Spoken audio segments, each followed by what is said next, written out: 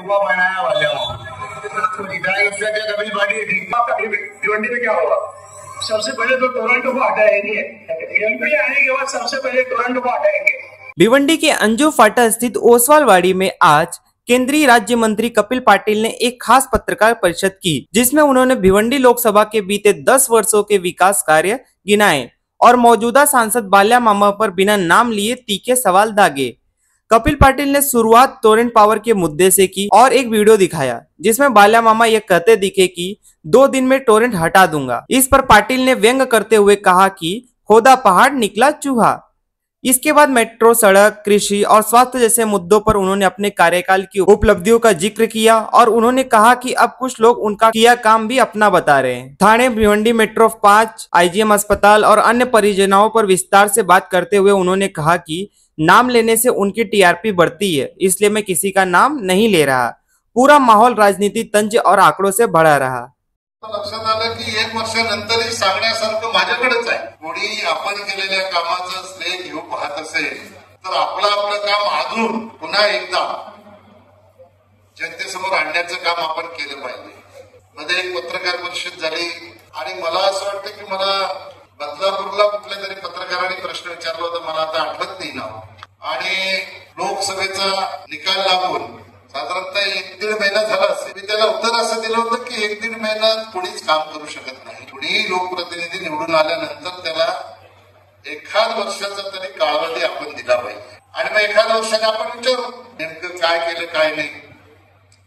मला असं वाटतं पुढे विचारण्याच्या पूर्वीच आपल्या सगळ्यांच्या समोर विषय आलेला आहे आणि पत्रकार परिषद जाहीर झाल्यापासून मला अनेक कार्यकर्ते, अनेक आपल्यासारखे पत्रकार सहकारी हे भेटत होते,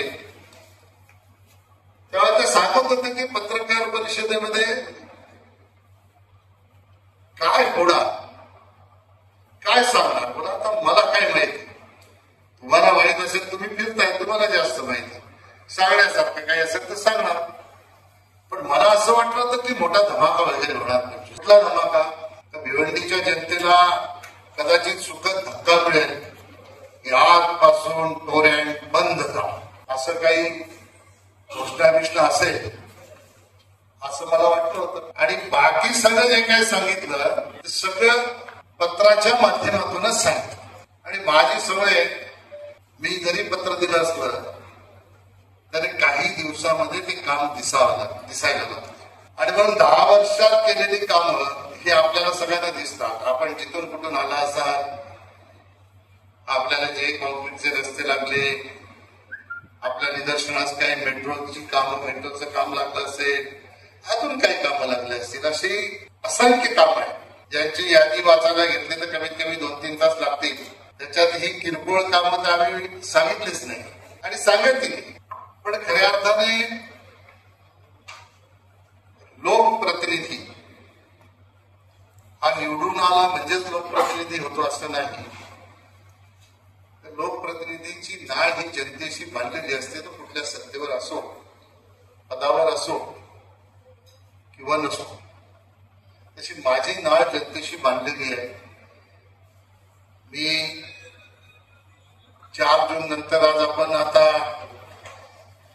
30 जून 2025 मध्ये, 4 जून 2024 नंतर 1 वर्ष आणि अजून काही कालावधी गेला।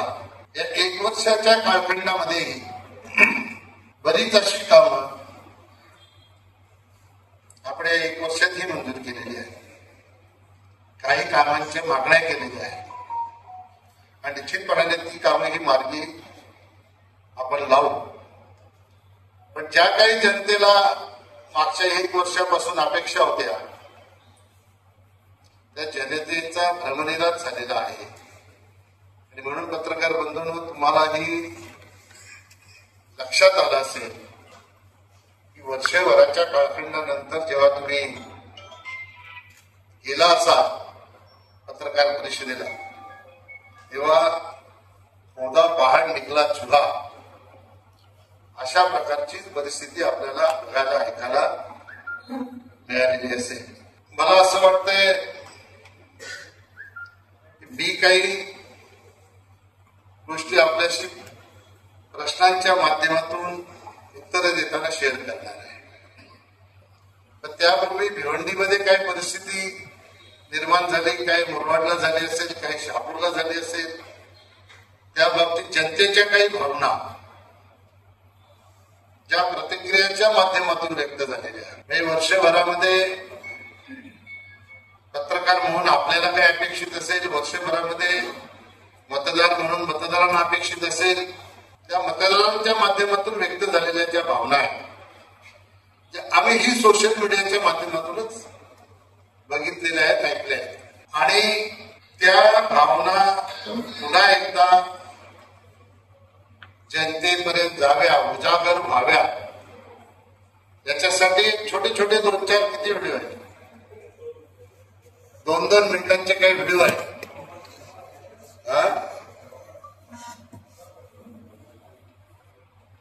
3 मिनिटाचा कॉमन आहे, हे आपल्यासमोर सादर करायला मी सांगतो. त्याच्यानंतर आपल्या मनात जे काही प्रश्न असतील त्या प्रश्नांच्या उत्तराच्या माध्यमातून आपल्याला संवाद साधता येईल. चालू करा. किंवा प्रश्न हा पार्लमेंटमध्ये उपस्थित करायचा आणि स्वतःची पाठ थोपटून घ्यायची, अशाने कधीच समस्या सुटणार. तुम्हाला स्टाफिंग पॅटर्न मंजूर करायचा असेल तर राज्य सरकारकडेच करावं लागेल. आता टोऱ्यांची आपल्याला क्लिप दाखवली, हे कोणाचा विश्वासघात आहे. भिवंडीची जनता ही निश्चितपणाने समजदार. आता ज्या मुस्लिम बांधवांच्या मतावर निवडून आले त्या मुस्लिम बांधवांची प्रतिक्रिया आपण पाहिली. ठीक आहे, आम्ही बनवलेली नाहीये, उत्स्फूर्त प्रतिक्रिया आम्हालाही सोशल मीडियावर मिळालेल्या आहे. आणि ती प्रतिक्रिया त्यांनी जी दिली, त्यांनी जी काय उपाधी लावली त्याचा पुनरुच्चार मला काही करायची गरज नाही, ते ऑन रेकॉर्ड आपल्या जवळ आलं. मला असं सांगा, लोकसभेची निवडणूक लढण्यासाठी जो माणूस गेल्या अनेक वर्षापासून एकदा लढले, दुसऱ्यांदा लढले, आता टोरंट कंपनी माझ्या कपड्यांवरचा गुलाल उतरायच्या आत टोरंट कंपनी मी घालवणार, अशा वर्गना करणाऱ्या माणसाला जो लोकसभेचा उमेदवार आहे, त्याला तेव्हा माहित नव्हतं का 2027 पर्यंतचं अग्रीमेंट आहे. मग 2027 पर्यंत अग्रीमेंट तेव्हा माहित होतं तर मग ही वर्गना खोटी का केली, लोकांची दिशाभूल काय केली. बरं, असं बोलणारा माणूस कोण पाहिजे? त्या कंपनीचा मालक पाहिजे किंवा राज्याचा मुख्यमंत्री पाहिजे. तोच सांगू शकतो की मी 2 दिवसात घालवणार. आता पण सांगितलं 2027ला जाणार, आता कसं जाणार बघूया. आपण इथं आहोत, सगळेच इथे आहोत. आपण त्याला काहीतरी आधार लागतो. मला वाटतं तुमच्या पत्रकार बंधूंकडे मदत मागितली काहीतरी, की तुम्ही मला मदत करा, असं काहीतरी मी बघितलं. करा मदत. डोऱ्यांचा जर जनतेवर अन्याय असेल तर निश्चितपणाने त्याच्या पाठीमागे उभं राहिलं पाहिजे, अन्यायाच्या पाठीमागे. पण अशा प्रकारच्या खोट्या वर्गना करून उपयोगाचं नाही. मी माझ्याकडे अनेकदा टोरंट कंपनीच्या विरोधात ज्या काही संघर्ष समिती झाल्या ते माझ्याकडे येत होते. मी त्यांना सांगायचो की बघा, आंदोलनं बरीच झाली, मोठी मोठी आंदोलनं झाली, आपण सगळ्यांनी पाहिले. आपण नाही पाहिली असं आहे का? आपण सगळ्यांनीच आंदोलनं पाहिली. त्याच्यात काय झालं? म्हणजे मी तुम्हाला किस्सा सांगतो. मला तारीख आता आठवत नाही, 9 साल की 10 साल, भिवंडी महापालिकेच्या इमारतीचं उद्घाटन शरद पवार साहेबांच्या हस्ते झालं. माहिती आहे तारीख कोणाला? 13/5/2012. मी जिल्हा परिषदेचा अध्यक्ष होतो. मुंबईकडून येताना पवार साहेब माझ्या घरी चहा पाण्याला थांबले. 13/5/2012 13 मी जिल्हा परिषदेचा अध्यक्ष होतो. गाडीत तिथून घरून बसल्यानंतर पवार साहेबांनी माहिती घ्यायला सुरुवात केली की टोऱ्यांच्या बाबतीत अनेक समस्या येतात, नेमक्या विषयी काय आहे. मी त्यांना त्याची सगळी माहिती दिली आणि मग मी सांगितलं की साहेब तुम्हाला तिकडं पण निवेदन मिळालंच, तर हा माझ्याकडे माहिती आली होती. मला साहेबांनी असं सांगितलं तुम्ही 2 दिवसात याला सगळ्यांना घेऊन माझ्याकडे या घरी. त्यांच्या 2 दिवसात आम्ही सगळे शरद पवार साहेबांच्या घरी गेलो. पवार साहेबांनी सगळं ऐकून घेतल्यानंतर त्याच्यावर काही भाष्य केलं नाही. त्यांनी एवढंच सांगितलं की असं काही टोऱ्यांना घालवता येणार नाही. सरकार कोणाचं होतं? पवार साहेब मुख्यमंत्री कोणालाही बनवू शकत होते आणि कोणालाही काढू शकत होते. इतके ताकदीचे नेते त्यांच्यासोबत बैठक आणि त्यांनी सांगितलं टोऱ्यात आपण घालवू शकत नाही. हे कोणी सांगितलं? शरद पवार साहेब. आता दुसरं लॉजिक तुम्हाला सांगतो. भिवंडीतून टोरेंट हटाव याच्यासाठी हे काही जे राजकारण करतात, राष्ट्रवादीचे लोक असतील, अजून कुठल्या पक्षाचे असतील, मला तुम्ही सांगावं मुंबऱ्याला टोरेंट कधी आलं? उद्धव साहेब मुख्यमंत्री असताना, शिंदे साहेब पालकमंत्री असताना, जितेंद्र आव्हाड साहेब मंत्री असताना मुंबऱ्याला टोरेंट आलं. आता हे लॉजिक कुठे कसं वापरायचं सांगा मला तुम्ही. भिवंडीचं टोरेंट घालवा आणि मुंबऱ्याला आणा. कोणी आणलं? आम्ही आणलं. इथे पण तुम्हीच आणलंय, तिकडे पण तुम्हीच आणलं. माझे मित्र सन्मान्य सुरेश टवरे साहेब एकदा भाषणात बोलले होते की आमच्याच लोकांनी काही गडबड करून हे टोऱ्यात आणलं. अतिशय चांगला माणूस आहे, घोडा माणूस आहे सुरेश टवरे. माझा मित्र, आम्ही दोघे कॉलेजचे मित्र आहोत. जनतेच्या भावना त्यांना समजत होत्या आणि म्हणून ते वस्तुस्थितीवर बोलत होते. अशा वल्गना करून जनता किती दिवस आपल्या भूलथापाला बळी पडेल याचाही आपण विचार करण्याची आवश्यकता आहे. मला आपल्याला एवढंच सांगायचं आहे की येणाऱ्या काळामध्ये माझी बाजू घेऊन तुम्ही जनतेला काही सांगावं असं मला अपेक्षित नाहीये. माझी बाजू खरीच आहे. मला हे अपेक्षित आहे की भिवंडी लोकसभेच्या जनतेची दिशाभूल होणार नाही याच्यासाठी पत्रकार बंधूंनी सत्य माहिती जनतेपर्यंत देण्याचं काम केलं पाहिजे. मध्ये असंही कुठेतरी एकदा पत्रकारांसोबत की भाषणाचं आहे, ते कपिल पाटलांना 10 वर्ष झाली खासदारकी समजलीच नाही. आता ह्याच्यापेक्षा मोठा जोक महाराष्ट्राच्या हास्य जत्रेमध्ये पण होत नाही. बोलतो माहित आहे ना, ऐकलंय की नाही? काही अंशी आपण मान्य करतो, बरोबर आहे. 10 वर्ष मला नाही समजले, कारण मी कधी कोणाच्या माहितीच्या अधिकारात माहिती मागितली नाही. मी कधी कोणाच्या प्रोजेक्टवर अर्ज केले नाही. मला हे माहीतच नाही. निवडून आल्याबरोबर लगेच काढल्यावर जायचं आणि शेतकरी बांधवांनी काम अनधिकृत केलेले पाडून टाका असं सांगायचं हे मला माहीतच नाही. नाळ्याचं पाणी आणले, काढल्याला जाऊन गटर बांधकाम करा, हे काम खासदाराचं आहे, हे कुठे मला माहित होतं. अधिकाऱ्यांना पत्र द्यायचे, त्यांना सांगायचं ड्रॉवर मध्ये ठेवा, नंतर बघू काय करायचं. ही 10 वर्षात मला खासदारकी समजली नाही, हे बरोबर आहे. मला जी खासदारकी समजली ती जनताभूमिक विकास कसा करायचा ही मला खासदारकी समजली. राज्याचे मुख्यमंत्री देवेंद्र फडणवीस साहेब, देशाचे प्रधानमंत्री नरेंद्र मोदीजी यांनी, मी मंत्री झालो तेव्हा मोदीजीने सांगितलं होतं, मंत्री बन गए हो, सत्ता बचाने के लिए काम नहीं करना है. भले सत्ता चली जाए लेकिन देश के हित में काम करना, जनता के हित में काम करना.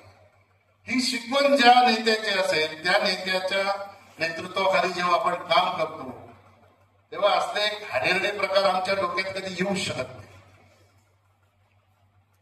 म्हणून तशी खासदारकी ही माझ्या अज्ञानातच राहिली, अज्ञानातच.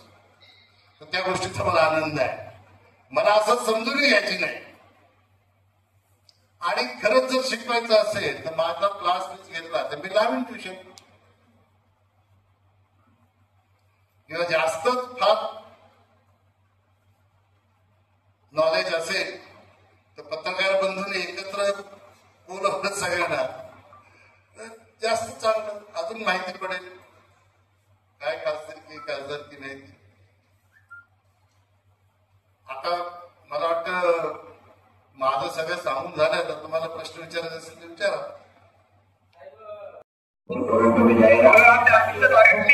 आते हैं तो सबसे पहला काम आपका भिवंडी में क्या होगा? सबसे पहले तो टोरंटो को हटाएंगे, एमपी आने के बाद सबसे पहले टोरंटो को हटाएंगे. वाले मामा जिताए बहुत टाइम पास हुआ है भाई. जो उम्मीद से काम किए थे वो उम्मीद से वाले मामा काम नहीं किया. वाले मामा क्या बोला था एक दिन के अंदर टोरंटो को अपन जाएंगे. आज तक कुछ ढला वाला नहीं हुआ. हर एक टोपा बनाया वाले मामा तो जिताए. उससे क्या कभी पार्टी ठीक कर रहे. अगर मैं खासदार बना तो दूसरे दिन से ही दो साल सवाल ये होता है कि बहुत सारे लोगों के जहन में ये है कि ये बावन आरसीसी रोड आखिर बनाया कौन? एमएमआरडी से कोई मालूमात मांगा था और मैंने मालूमात में माहिती दिया था. तो मैंने रईस सेठ का खास करके नाम डाला था कि रईस सेठ ने कितने रोड आरसीसी रोड पास कराए हैं. सच्चाई ये है कि यहाँ पे जो एमएमआरडी लिख के दिए श्री कपिल पाटिल खासदार यांची सध्या मुंबई महानगर विकास बता रहे एमएमआरडी वापर इसमें बता रहे लगभग 250 करोड़ 75 लाख की 52 रोड से विधी रोड से बनेगी. नाशिककरांच्या वतीने समजा, ठाणेकरांच्या वतीने समजा, मी आपल्याला विनंती करतो हा रस्ता 6 लेन करा. कारण प्रचंड मोठ्या प्रमाणात ठाणे जिल्ह्यामध्ये डेव्हलपमेंट होत आहे.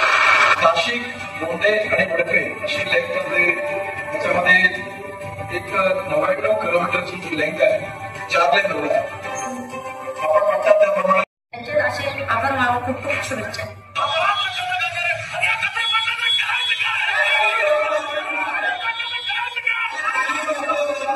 2022-23 मध्ये एक मिनिट जरा ते आधीचा व्हिडिओ पॉज ते जी घोषणा आहेत ना कपिल पाटलांना करायचं काय, ती घोषणा याच्यासाठी होती की मुरबाडची रेल्वे ही मंजूर नाही. मी जनतेची दिशाभूल करतो या अनुषंगाने ते घोषणा देत होता. आणि मग त्याच्यानंतर हा प्रकल्प कधी मंजूर आहे ते स्वतःच सांगतात, त्याची मागणी करतात. लावा. मी तुम्हाला शाश्वत करतो मी काही मुरबाडची रेल्वे वाऱ्यावर सोडणार नाही. माझं पूर्ण लक्ष मुरबाडच्या रेल्वेकडे आहे. मुरबाडची रेल्वे करण्याच्यासाठी मी 100% माझं योगदान देणार आहे.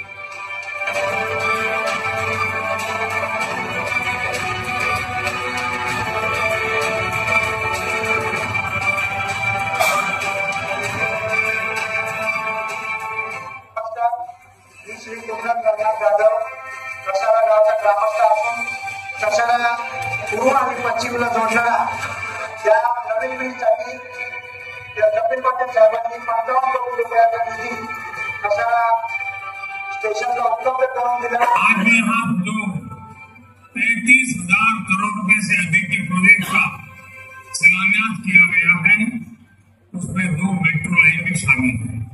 ठाणे से भिवंडी, कल्याण, दहीसर से लेकर मीरा भाईंदर तक के लोगों को तो फायदा पहुंचेगा ही.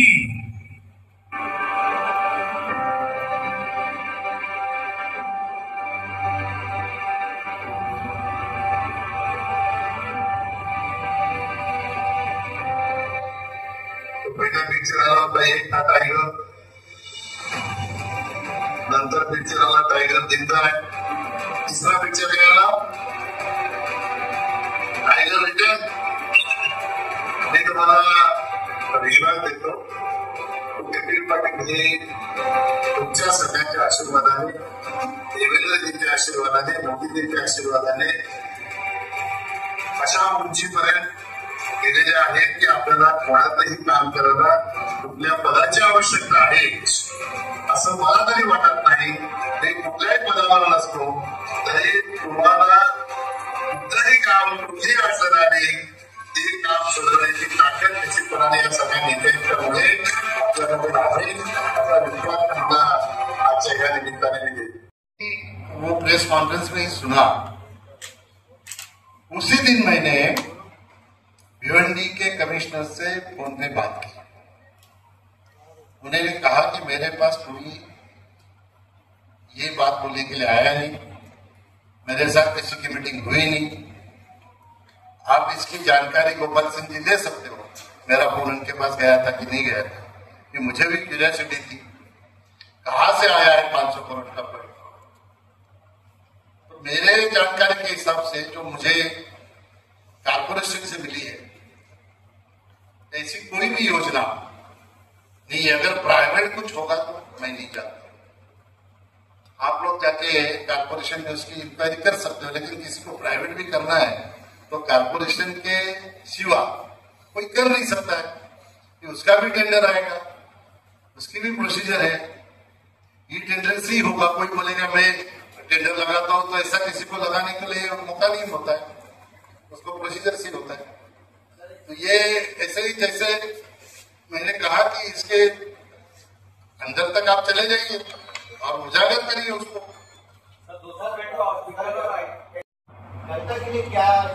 देखो बड़ा अच्छा सवाल है आपका. मैं एकदम एक बात साफ कर दूं आपको.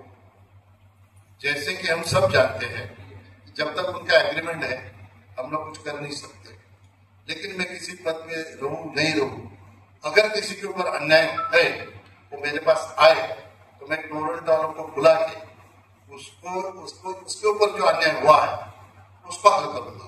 अभी सुनो, अभी हमारे हाथ में यही एक चीज है, बराबर. टोरेंट क्या अन्याय करता है क्या नहीं, अगर अन्याय करता है तो जनता को गुमराह करना मेरा काम नहीं है. मैं ऐसा नहीं बोल सकता कि चुटकी बजा के मैं इसको भगा दूंगा, ये मेरा काम नहीं है. मैं प्रशासन जानता हूं इसलिए मैं ऐसा नहीं बोल सकता. लेकिन जिसके ऊपर अन्याय हुआ है वो अगर मेरे से कांटेक्ट करे तो उसके अन्याय को दूर करने का काम मैं निश्चित तौर पर करूंगा और अन्याय होने नहीं दूंगा.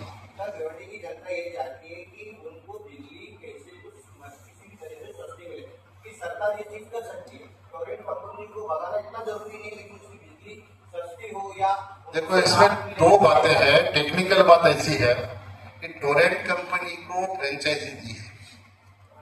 टोरेंट कंपनी की फ्रेंचाइजी हटा के टोरेंट कंपनी को जिस तरह से मुंबई में बीएसटी देती है, अदानी देती है, इस तरह से अगर पूरा सप्लाई और प्रोडक्शन उनके जिम्मे में दिया तो ये रेट कम हो सकता है. लेकिन दूसरी बात महाराष्ट्र के मुख्यमंत्री जी ने कहा है कि अभी 26% धीरे धीरे धीरे धीरे 5 साल में इलेक्ट्रिक का बिल कम होगा. ये तो मुझे लगता है कि जब से महाराष्ट्र की स्थापना हुई है तब से लेकर आज तक ये कभी हुआ नहीं. ये अच्छी पहल है हमारे मुख्यमंत्री देवेंद्र फडणवीस जी की, जो जनता के बारे में सोचते हैं. तो निश्चित तौर पर पूरे महाराष्ट्र की जनता को राहत मिलेगी तो भिवंडी को भी मिलेगी. खासदारांनी सांगितलं भिवंडी जो विचारायला पाहिजे होता कसा, माझ्यामुळे कसा स्थगित झाला. काम तर सुरू आहे, स्थगित कुठे झाला. आता स्टेटस काय? अरे स्थगित कुठे आता 90% काम पूर्ण झालंय. स्टेशनचं काम सुरू आहे, पण स्थगित कसा झाला, कुठला स्थगित झाला.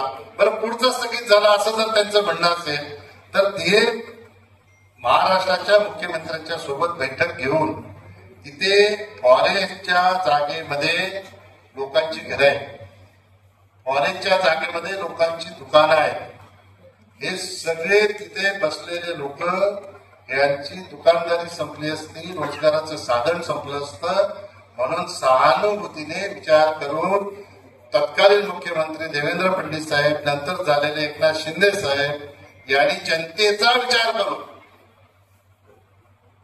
तात्पुरत्या स्वरूपात ते काम थांबवलं. स्थगिती नाही दिली, ऑफिशियल स्थगिती नाही. अंडरग्राउंड मेट्रो करण्याच्यासाठी MMRDA ला सूचना दिल्या आणि सांगितलं की अंडरग्राऊंड मेट्रो करता येते का हे बघा. त्याचा खर्च वाढला. पण मला असं वाटतं की आता आमदार महेश चौगुले यांनी काही पत्रकार परिषद घेतली होती आणि त्यांनी सांगितलं की मुख्यमंत्र्यांच्या बैठकीमध्ये याची चर्चा झाली आणि त्या चर्चेमध्ये ही मेट्रो अंडरग्राऊंड करण्याच्यासाठी तत्वतः मुख्यमंत्र्यांनी मान्यता दिली. आता याच्या सगळ्या प्रोसेस ज्या पुढच्या आहेत ते मी मगाशी सांगितल्याप्रमाणे त्या होतील.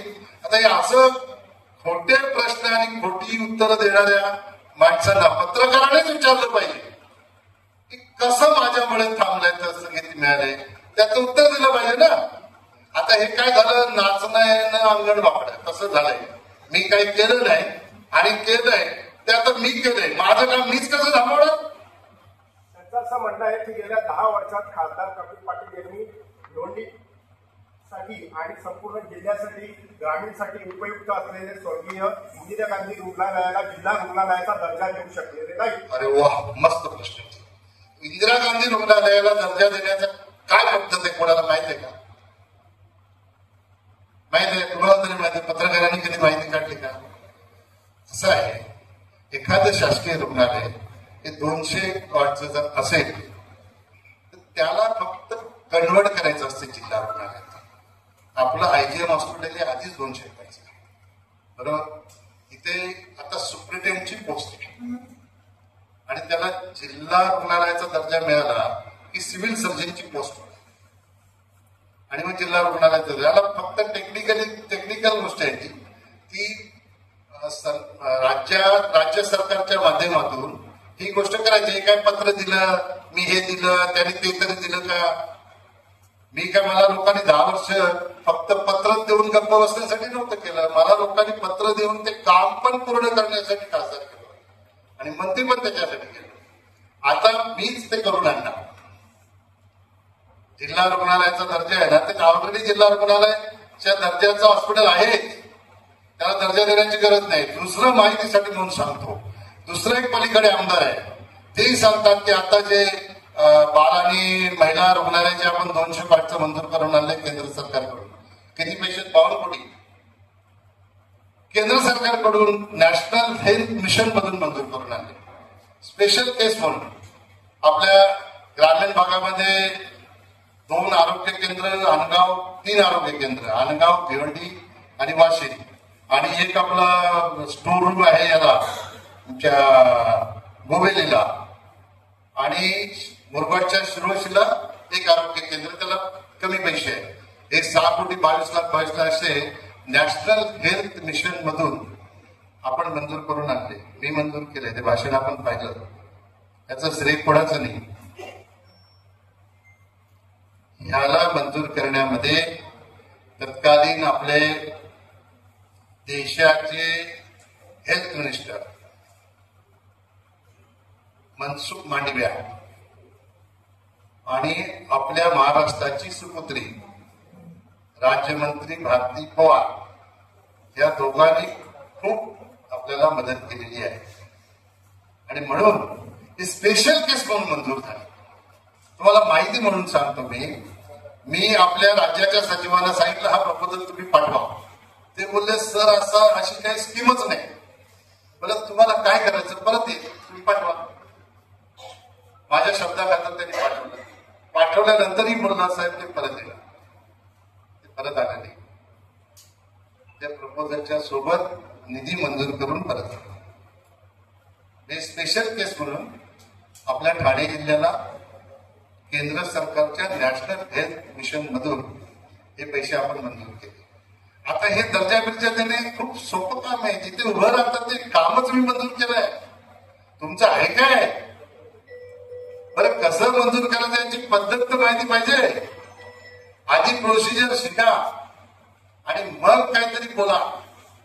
असं बोलून होत नाही. नुसतं हवेवर काहीतरी बोलायचं आणि लोकांची दिशाभूल करायची, हे असं कुठे चालते का? दुसरं, तिथं स्टाफिंग पॅटर्न मंजूर करा, तिथे स्टाफ नाही, हे लोकसभेत प्रश्न. केंद्र सरकारने जरी हे 200 कॉटचं हॉस्पिटल मंजूर केलं असेल, याला सुद्धा स्टाफ केंद्र सरकार देऊ शकत नाही. हा कायदा आहे. याच्यासाठी सुद्धा स्टाफिंग पॅटर्न हा राज्य सरकारलाच मंजूर करावा लागेल. राज्य सरकार स्टार्टिंग मंजूर करेल तेव्हा ते हॉस्पिटल बंद होईल. उगीच काही जाऊन दिल्लीत प्रश्न विचारायचे पार्लमेंटमध्ये, तिथून स्टाफ पाठवणार आहेत का? आधी माहिती करून घ्या. वर्ष झालं आता. कोण स्टाफ देणार आणि कुठून येणार, त्याची प्रोसिजर काय हे तर शिकून घ्या. उगीच काहीतरी विचारायचं आणि टाकायचे व्हिडिओ आणि शाबासकी मिळवायची. हे आता जनता हुशार आहे. आता असं कोणी बोलता मला बळी पडत नाही. हे नाव असं आहे ना, हे नाव घेतलं की टीआरपी वाढते. बरोबर, स्वतःची टीआरपी वाढवण्यासाठी नाव वापरायचं माझं. दुसरा मुद्दा असा आहे की टीका टिप्पणी करणं. माझ्या तोंडात एकदा तरी नाव आलं, मी टीका केली, मी खरी माहिती तुम्हाला देतो. बघा, हा रस्ता गडकरी साहेबांनी नॅशनल हायवेचा दर्जा याला, मी माझ्या भाषणात एक पुढची क्लिप ऐकली, सांगितलं 15 मिनिटात त्याला नॅशनल हायवेचा दर्जा दिलाय. आणि असे कर्मदलित ठेकेदारांच्यामुळे तिथं अनेक लोकांचा जीव गेला. पण दुर्दैवाची गोष्ट अशी आहे, ना कधी इकडल्या आमदारांनी तक्रार केली, ना कधी तिकडल्या आमदारांनी तक्रार केली. एक तरी तक्रार मला दाखवा, इकडल्या तिकडल्या कुठल्या आमदारांनी त्या ठेकेदाराच्या विरोधात तक्रार केली असेल तर मला दाखवा. आता स्कोप ऑफ चेंज करून जे राहिलेला रस्ता आहे तो MSRDC त्या दिवशी तुमचं समृद्धीचं उद्घाटन झालं, त्याच्या दुसऱ्या दिवशी MSRDCचे गायकवाड साहेब आहेत, त्यांची माझी चर्चा झाली. त्यांना सांगितलं की लवकरात लवकर करा. बॉटल नेक तयार झाला आता पटकरला. शहापूरवरून समृद्धीकडे येणाऱ्या लोकांसाठी अतिशय खराब रस्ता आहे, त्यामुळे याला लवकर निर्णय केला पाहिजे. दुसरा, मुरबाड तालुक्यात कुडवली पासून मुरबाडच्या 3 हात नाक्यापर्यंत हा रस्ता तसाच राहिलेला आहे. दोन्हीकडचा रस्ता तसा राहिल्यामुळे जलद गतीने ते होण्याची आवश्यकता आहे. दुर्दैवाने अशा ठेकेदारावर कारवाई व्हायला पाहिजे. त्याचं काही लोकनेते आहेत ते समर्थन करत राहतात. या अशा समर्थन करणाऱ्या लोकांमुळेच अशा लोकांचं भावत आहे. खरं तर मी तर असं सांगेन, कनेक्टिंग कदाचित प्रश्न असेल तुमचा कोणाचा वाडा रोडचा, मला माहित नाही. तर मुद्दा असा आहे, जिजामाता महाराष्ट्राच्या नाही, महाराष्ट्राच्या जनतेसाठी नाही, देशाच्या जनतेसाठी दैवत म्हणून आपण त्यांना मानतो.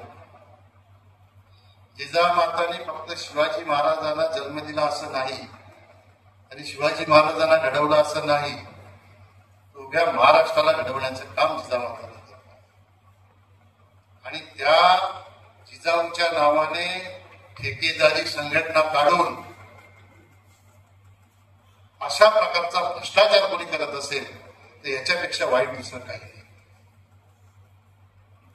म्हणून आपण सर्वांनी आपल्या माध्यमातून अशा प्रकारे बातम्या तयार करा की कमीत कमी त्या कन्स्ट्रक्शन कंपनीचं नाव जिजामाताच्या नावावर तरी नसावं. एवढ्या लोकांचा जीव घेण्याचं काम, वाडा रोड असेल, तुमचा मुरबाड रोड असेल, प्रधानमंत्री ग्राम सडक योजना, मुख्यमंत्री ग्राम सडक योजना, या 5-5, 6-6 वर्ष झाली कामं घेतले, तशीच पेंडिंग आहे, कामच नाही सुरू. त्या शहापूरच्या एका तुमच्या खरपात आदिवासी भाग आहे ना, तिकडे मी यात्रेला गेलो होतो. मला एका 8 रस्त्याने नेलं, मला इकडनं का आलो आपण, तो तिथे 3 वर्ष झाली खडी पसरून ठेवले. आता काहीतरी तो यावर्षी रस्ता झाला. अशा प्रकारे कामं करणाऱ्या लोकांना, पाठशी घालणाऱ्या लोकांवर खऱ्या अर्थाने कारवाई झाली. सर, आता आपण जे बघता भिवंडी वाडा रस्ता, त्यांनी ह्या गोष्टीकडे लक्षपूर्वक बघितलं. बीड कॅपॅसिटी नसतानाही, बीड कॅपॅसिटी म्हणजे काय, एखाद्या माणसाच्या हातामध्ये वर्कलोड जर जास्त असेल तर त्याला पुढची कामं द्यायची की नाही. वर्कलोड जास्त असेल तर त्याची बीड कॅपॅसिटी संपते. आता ही बीड कॅपॅसिटी नसतानाही त्यांना क्वालिफाय केलं गेलं आणि क्वालिफाय करून हे खड्डे भरण्याचं काम दिलं गेलं. खड्डे भरणं म्हणजे पॅचअपचं काम, कॉन्क्रिटिंग करण्याचे. आणि त्याच्यामध्ये अनेक लोकांचा बळी गेला, जीव गेला. परवा श्रमजीवी संघटनेने त्या ठिकाणी आंदोलन केलं. श्रमजीवी संघटनेला राज्य सरकारच्या वतीने जिल्हाधिकाऱ्याने असं लिहून दिलंय की तत्कालीन बांधकाम मंत्री यांनी विधानसभेमध्ये जो प्रश्न उपस्थित केला होता ब्लॅकलिस्ट करणार, त्या उत्तराप्रमाणे कारवाई करण्याचं आश्वासन विद्यमान बांधकाम मंत्र्यांनी दिलेलं आहे. अशा प्रकारचं पत्र जिल्हाधिकाऱ्यांनी श्रमजीवी संघटनेला दिलं. मी त्याला जोडून असं सांगेन की जसं आता संजय भोराने प्रश्न उपस्थित केला, जर 600 कोटी रुपये मंजूर होते तर पॅचेससाठी अजून 100-125 कोटी, मला एक्झॅक्ट आकडा माहित नाही, 137 कोटी हे मंजूर करण्याचं काही कारण नव्हतं. आता 137 कोटी रुपये मंजूर केले तर ते कोणाच्या खिशात गेले आणि रिबीटसाठी पात्र नसताना, बेड कॅपॅसिटी संपली असताना पात्र का केलं? ज्यांनी पात्र केलं त्याचीही चौकशी राज्य सरकारच्या माध्यमातून झाली पाहिजे. आपण संजय हा मुद्दा उपस्थित करा, या गोष्टीला हायलाईट करा.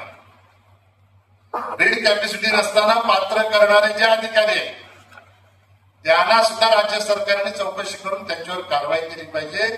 अशा प्रकारची मागणी मी आज आपल्या माध्यमातून करतो. त्याला तुम्ही हायलाईट करा आणि तशा प्रकारची बातमी द्या. आता सगळे हास्यास्पद प्रश्न आणि हास्यास्पद पत्रकार परिषद काय वराळ देवीच्या संदर्भामध्ये काय हे माहीत आहे का? मी सांगतो कोणत्याही प्रकारचा निधी आला नाही, सुशोभीकरण. मी सांगू का आपण कशासाठी मागणी केली होती माहित आहे का? कोणाला तरी माहित आहे का? कुठून मागणी केली होती माहित आहे का? केंद्र सरकारची योजना आहे सरोवर संवर्धन, ह्याचा निधी कोणासाठी येतो माहित आहे का? ज्या पाणी साठ्यामधून शहराला जर पाणी पुरवठा होत असेल तर त्याच्यासाठीच तो निधी आहे. आणि म्हणून मी त्याच्यामध्ये सगळ्या गोष्टी ऍड केल्या होत्या. आणि सन्माननीय Bhupendra Yadavji, environment minister central गव्हर्नमेंटचे, त्यांच्याशी माझ्या अनेक बैठका झाल्या. त्यांनी तत्वता त्यांना मान्यता दिली. आपल्याकडे त्यांची पत्र आहे, ते पत्र बघितली तर त्यांच्या डोक्यात प्रकाश पडेल. त्यांनी सांगितलं, मला मी ऐकलं, साधं पत्र पण दिलं नाही. आता जे कॉन्क्रीटचा रस्ता झालाय वराळ तलावाला, ते कोणी केलंय? वराळ तलावाच्या भोवताली जे कॉन्क्रीटचा रस्ता झालाय कोणी केलाय? तुम्ही तारालीच्या रेल्वे स्टेशन वरून इथपर्यंत येता, हा रस्ता कोणी केला? कॉन्क्रीटिंग. सगळे कॉन्क्रीटचे रस्ते मी केले, मी नाही सांगत. एक मुस्लिम बांधव त्यांनी MMRDतून माहिती आणली. मी थोडी बोलतो, मी बोलणं मिळलं. आणि MMRDच्या माध्यमातून माहितीच्या अधिकारात एखाद्याने माहिती आणली आणि त्यांनी ती माहिती जनतेसमोर ठेवली. आणि 4-4 वेळा सांगतो की मला कोणाची बाजू घ्यायची नाही, मला मी कुठल्या पक्षाचं नाही, मला समर्थन करायचं नाही, कोणावर टीका करायची नाही. त्यांनी वस्तुस्थिती समोर आणली लोकांच्या, तुम्ही ते लिहा ना. आणि हे सरोवर संवर्धनचं आहे ना, हे डोक्यात शिराला 4 वर्ष जातील.